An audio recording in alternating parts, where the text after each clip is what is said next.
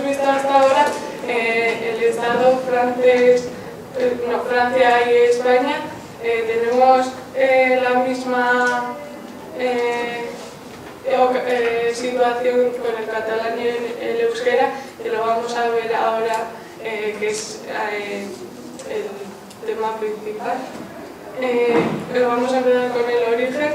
No pertenece a la familia indoeuropea, pero puede pertenecer,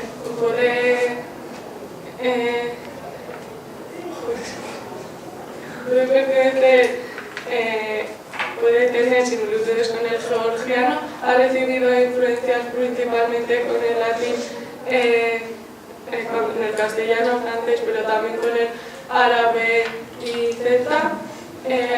Ha pasado por épocas muy difíciles como la dictadura de Franco y la guerra civil.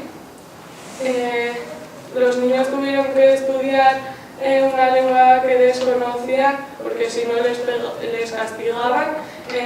Ahí empezó un movimiento para crear escuelas en euskera que dominan Ikastola. El primer libro de euskera fue el Linguae Vasco Primitae de Bernat de Etxepare en 1545. En 1643 Gero, el célebre libro de Asular. En 1964 se dan los primeros pasos para la definición, y desde 1968 hasta ahora de eso se ha encargado Euskaltzaindia, que es la Academia de la Lengua Vasca. Hablantes, personas que hablan, creció 118.000 hablantes entre los años 2001 y 2006.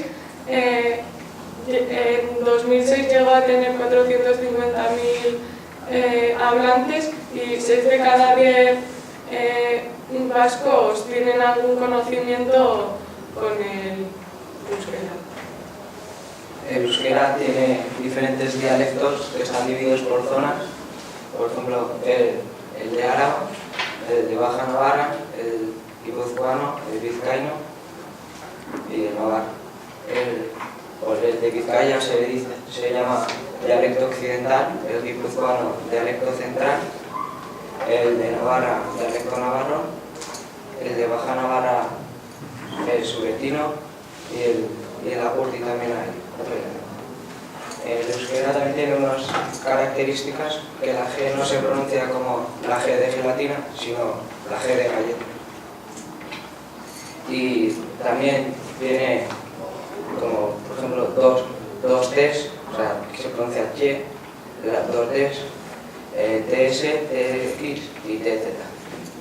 Y el euskera también tiene diferentes cambios entre el euskera y el castellano, como por ejemplo hola, que quiere decir kaixo, y buenos días o nones. Y para dar fin a esto, ahora mis compañeros van a presentar el gallego.